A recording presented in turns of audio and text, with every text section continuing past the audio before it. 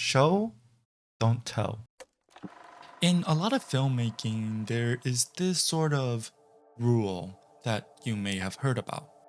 It's the idea of showing something visually to highlight something that is important.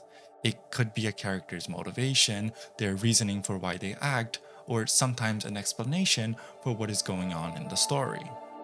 This idea of showing is important because, well, it makes the story a lot more believable.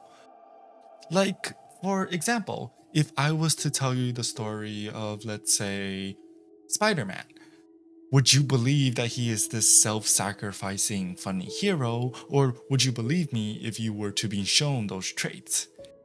If I was to just tell you that Spider Man is a good guy, that he saves the day, and that he's funny, would you believe that? I mean, hopefully not, right? It is only through viewing his actions will you then be able to make the conclusion for yourself that he is who he sets himself up to be. It's also why you sometimes hear people complain about exposition in a movie. Essentially, exposition is just when a character talks about things that the audience members may have missed or plot holes that needs better understanding. And it's very apparent when exposition is done poorly because a lot of the times it's just a really long conversation. But it also goes to show that the filmmakers treat the audience members like children who can't follow alongside the plot. Or even worse, when the plot is so confusing that even if you have been watching the movie the whole time, you still don't understand anything. It's also not to say entirely that exposition is bad. Some of your favorite movies probably have exposition, just done well. So, why does this matter? The thing about these filmmaking techniques is that, well, they don't just apply to film entirely. Recently, I decided to play an indie platformer game, Neva by Nomada Studios. And so, spoilers for this game if you plan on playing it, but throughout the game, there is just one word that is constantly stated over and over again: Neva. Neva. Neva. Neva. Neva.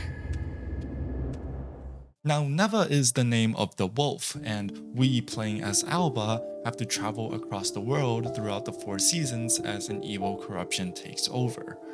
We start off the game by watching a cutscene, and in this cutscene, we see two wolves, one big mother wolf and her kid alongside a human. As they go on living their lives, they are suddenly obstructed by birds falling from the sky.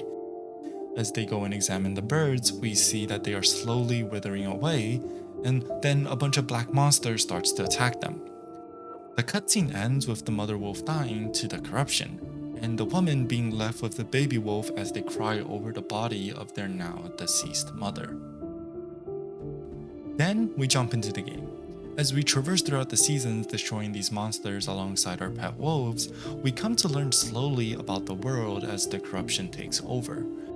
And with each passing time, we gain new abilities that help us destroy the corruption. We first start off as the caretaker for the baby that is Neva. We help her navigate the challenges of the world while keeping a watchful eye on her, making sure that she is okay.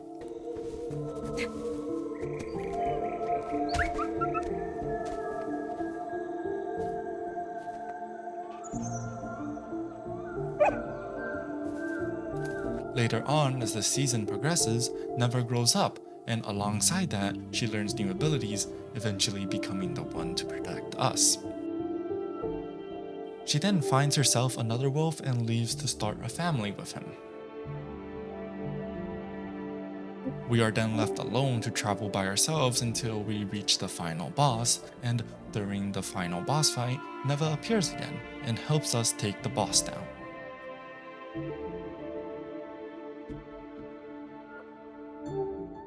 Eventually, we settle down as the corruption slows down, but we are then abruptly stopped when the cutscene from the beginning of the game starts to play again.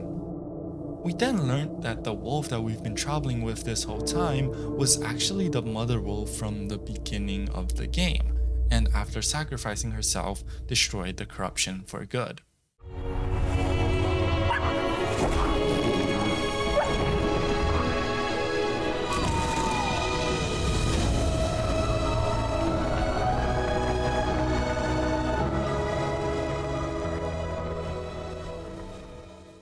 Now, the story for this game is pretty simple. It is a platforming game after all, but I think one of the cooler things that this game decided to do was through its use of dialogue, or rather, lack thereof.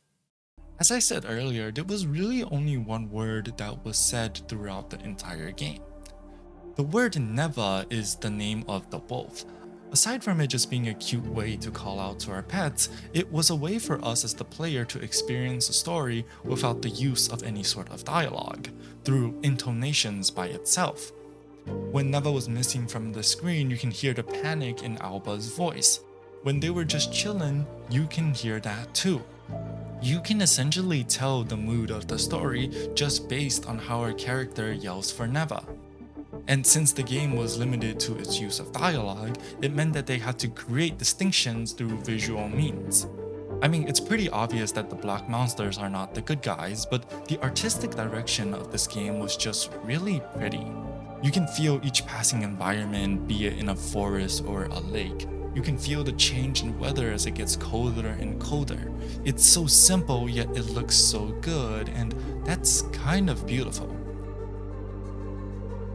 And the game Neva is so much more than just a story about a cute wolf. It delves into the ideas of growing up and leaving your family behind to start anew, but that at the end of the day, your family will forever and always be there for you. It highlights the problems of pollution in today's world and how the black monsters that we see are synonyms for what we as humans are doing to the environment. The game showcases the cycle of life and death and makes us cherish the moments that we have in this very moment.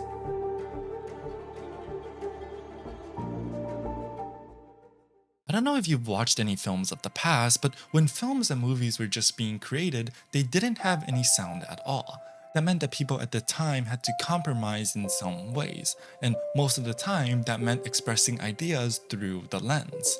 The lack of sound was a setback to be sure, but it made film a lot more intriguing back then. All you had was the visual aspect of the story, and so if the audience member didn't understand what was going on, that meant that you didn't show it well enough.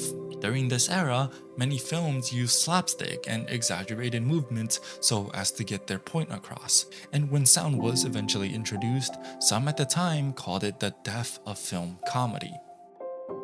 Of course, comparing silent films from the 18 or 1900s to Neva is probably a stretch in a lot of cases, but I think it's cool to recognize the similarities that they have and how they all contribute to storytelling as a whole.